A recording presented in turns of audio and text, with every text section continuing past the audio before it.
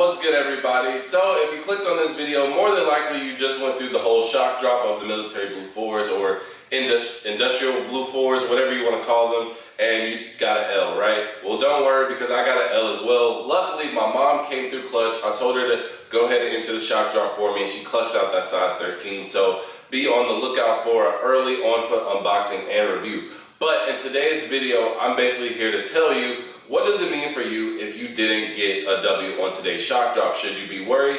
And the quick answer is absolutely not. These are going to be the most, honestly, it might be like the most general release that we have up to date. It's rumored to have around 1.7 million pairs widely available. And just to put that in perspective, the Gratitude 11s, they were around 1.2 million pairs. And as we saw from those, a lot of pairs sat, a lot of cancellations on people's orders, and a lot of restock. So, you know,